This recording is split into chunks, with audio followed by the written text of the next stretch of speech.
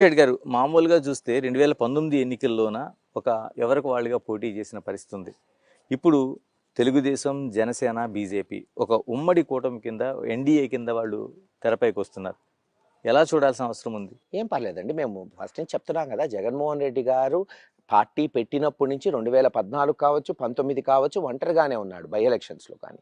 ఈరోజు కూడా అదే స్టాండ్‌తో పోతున్నాం మేము.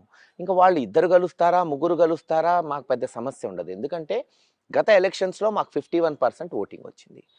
ఇప్పుడు మేము దాదాపు 87% ఇళ్ళకి నవరత్నాల ద్వారా మేము ఆ ఇళ్ళని డైరెక్ట్‌గా టచ్ చేశాడు జగన్మోహన్ రెడ్డి గారు. వాళ్ళ కష్టాల్లో భాగస్వాముడయ్యారు, వాళ్ళ కన్నీళ్లు తుడిశాడు. ఇప్పుడు ఎవరైనా పేదవాడు అప్పుల పాలయ్యేది దేనికి చెప్పండి? చదువు కొరకు, పిల్లల చదువు కొరకు, జబ్బు చేస్తే ఆరోగ్యం కొరకు, ఒక ఇల్లు కట్టుకోవడానికి. ఈ మూడుకి కూడా ఈరోజు ఆయన అమ్మఒడి కానీ, విద్యా దీవెన, వసతి దీవెన కానీ, ఆరోగ్యశ్రీ కానీ, గ్రామాల్లో వెల్నెస్ సెంటర్లు, మెడికల్ కాలేజీలు. సో విద్యా, వైద్యం ఇంచుమించు ఈ రాష్ట్రంలో ఫ్రీ అయిపోయినాయి. ఇళ్ళు కూడా ఇప్పుడు ఏం చేసాం? మొన్న 30 లక్షల మందికి ఇళ్ల పట్టాలు ఇచ్చాం. వచ్చే మే నెల నుంచి 2 లక్షలు ఇచ్చి ఇల్లు కట్టించబోతున్నాం. సో ఇళ్ళు, విద్య, వైద్యం దేని కొరకైతే పేదవాడు అప్పుల పాలవుతాడో, మధ్యతరగతి వాడి కుదేలవుతాడో అది ఈరోజు మేము ఇవ్వగలుగుతున్నాం. సో వాళ్ళని అన్ని విధాలుగా ఆదుకున్నాడు కాబట్టి జగన్మోహన్ రెడ్డి గారు 87%లో ఒక 20% పోయినా ఇంకా 67% ఉంది మాకు.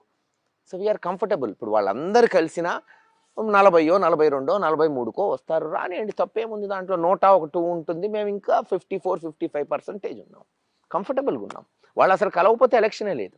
నేను మీకు చెప్పేది ఏంటంటే అసలు ఈ రోజు కనుక తెలుగుదేశం, జనసేన కలిసి రాకపోతే మాకు ఎలక్షనే లేదు ఇక్కడ. One sided. అంతే కదా.